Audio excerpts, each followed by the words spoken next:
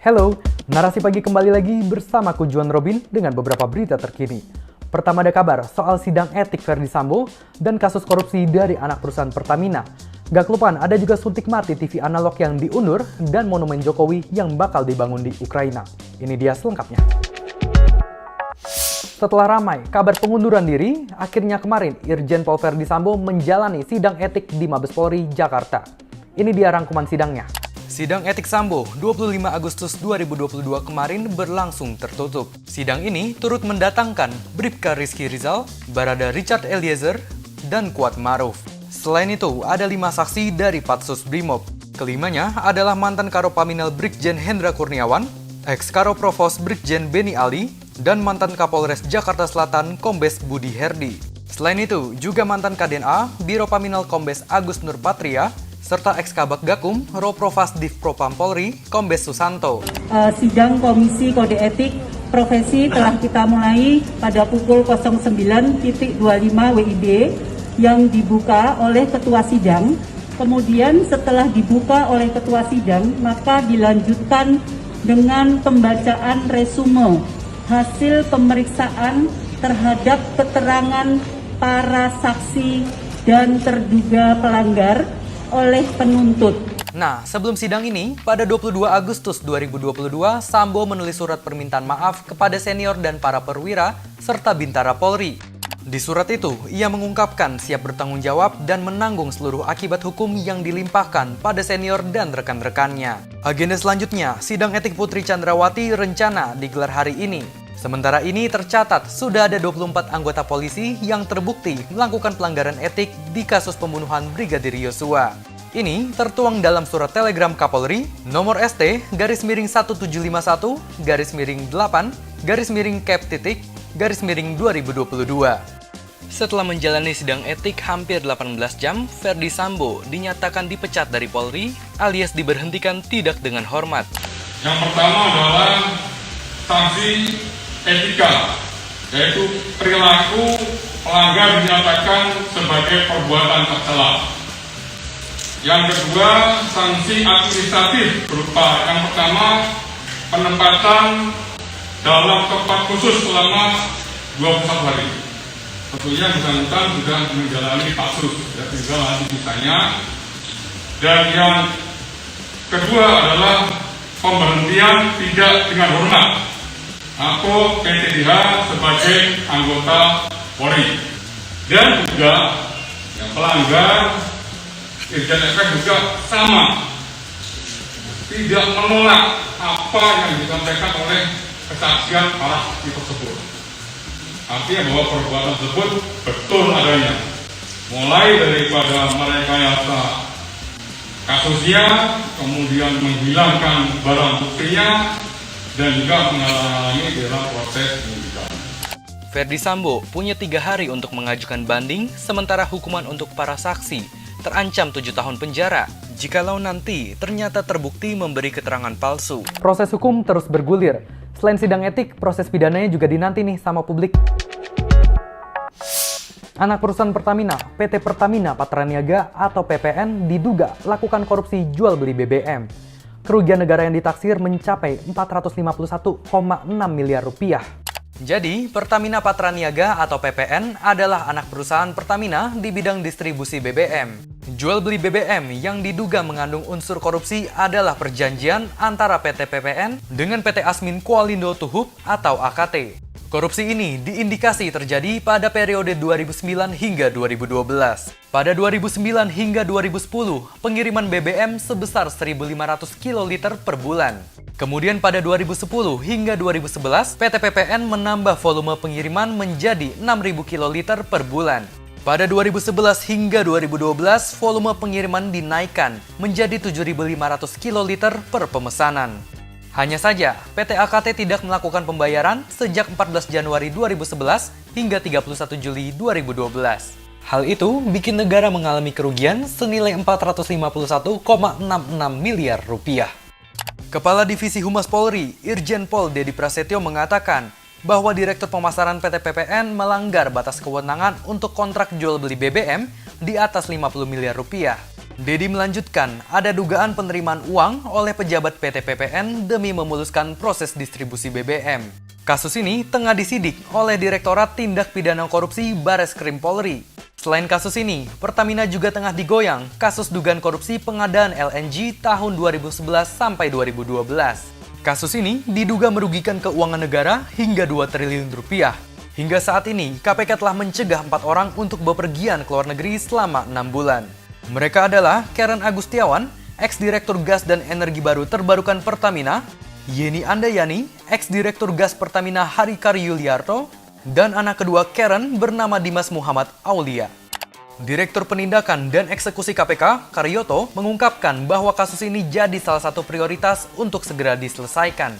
Harus diberantas nih tangan-tangan nakal di Pertamina, apalagi di tengah situasi krisis BBM kayak sekarang. Emang vital banget energi ini. Siap-siap ya, TV analog bakal disuntik mati. Kapan ya kepastiannya? Sebelumnya ada kabar kalau suntik mati TV analog alias analog switch off atau ASO tahap 2 oleh Kominfo bakal dilaksanakan di Jakarta pada 25 Agustus 2022 kemarin. Namun ternyata program ini pun batal dilakukan. TV analog masih bisa dipakai di ibu kota. Hal ini dikonfirmasi langsung oleh Menteri Komunikasi dan Informatika Johnny G. Plate. Pelaksanaan suntik mati ini emang enggak berjalan mulus. Ada sejumlah masalah selama pelaksanaan analog switch off. Seperti perubahan jadwal, kurangnya set-top box gratis, hingga protes terkait sistem sewa slot siaran. Program suntik mati ini sebenarnya direncanakan berlangsung 5 tahap. Tahap 1 pada 17 Agustus 2021, tahap 2 pada 31 Desember 2021, tahap 3 pada 31 Maret 2022, 4 pada 17 Agustus 2022, dan tahap akhir pada 2 November 2022. Namun, program itu ditunda dengan alasan pemerintah yang ingin fokus pada penanganan COVID-19. Penundaan akhirnya digantikan dengan analog switch off 3 tahap. Tahap 1 pada 30 April 2022, tahap 2 pada 25 Agustus 2022, dan tahap 3 pada 2 November 2022. Suntik mati tahap 1 sebelumnya sudah beres dilakukan. Rencana awal bakal dilakukan di 166 kabupaten dan kota. Namun ternyata hanya terlaksana di 8 kabupaten dan kota saja. Pihak Kominfo pun kembali mengubah konsep penghentian siaran analognya. Sekarang nggak bakal ikutin 3 tahapan yang udah direncanakan tadi. Nantinya, Kominfo menghentikan siaran analog dengan cara multiple ASO. Ini merupakan teknik untuk menghentikan siaran TV analog secara terus-menerus sampai batas akhir migrasi penyiaran yakni 2 November 2022 nanti. Terkait penerapan ASO di Jabodetabek pada 25 Agustus 2022, Gary menyebut bahwa Kominfo akan mengumumkan siaran TV digital bakal mengudara di ibu kota dalam waktu dekat. Namun, enggak disampaikan secara jelas kapan waktu konkretnya. Yang masih pakai TV analog, siap-siap buat pindah ke digital. Bentar, udah pada paham belum soal TV digital? Kalau masih bingung, ntar tanya aja langsung ke Kominfo ya. Di tengah situasi perang, Ukraina bakal bikin monumen para pemimpin dunia. Salah satu pemimpinnya ada Presiden Jokowi juga loh. Ukraina membangun monumen kemenangan bagi para pemimpin dunia. Presiden Joko Widodo yang sempat berkunjung ke Ukraina termasuk satu di antaranya. Hal ini disampaikan Duta Besar Ukraina untuk Indonesia, Vasil Hamianin, pada 24 Agustus kemarin dalam acara Stand for Freedom di Jakarta. Menurutnya, monumen ini sebagai bentuk apresiasi kepada para pemimpin negara atas bantuan mereka terhadap Ukraina, terutama saat perang melanda. Nantinya, monumen ini bisa jadi pengingat bagi semua pemimpin negara yang mengunjungi Ukraina sejak awal perang. Ukraina bilang mereka mengirim undangan terlebih dahulu kepada para pemimpin dunia agar namanya dicantumkan dalam monumen ini. Kedubes Ukraina mengungkap sudah mengirimkan proposal kepada pihak Kementerian Luar Negeri Indonesia. Namun, menanggapi pernyataan ini, pihak Kemlu Indonesia mengaku belum mengetahui soal undangan tersebut. Sebelumnya, Presiden Jokowi sempat mengunjungi Ukraina Juni kemarin. Ia berjumpa dengan Presiden Ukraina Volodymyr Zelensky untuk membawa misi damai dengan harapan bisa meredakan perang Rusia-Ukraina. Dalam kunjungan ini, kedua presiden membahas pasokan pupuk Ukraina, bebas visa Ukraina-Indonesia, hingga Indonesia sebagai perantara Rusia dengan Ukraina. Setelahnya, Jokowi lanjut berkunjung ke Rusia dengan tujuan sama, yakni misi perdamaian. Peringatan kemerdekaan Ukraina yang jatuh pada 24 Agustus 2022 ini menandai invasi Rusia yang sudah menyentuh 6 bulan. Di hari kemerdekaannya, Ukraina mendapatkan berbagai kado dari negara lain.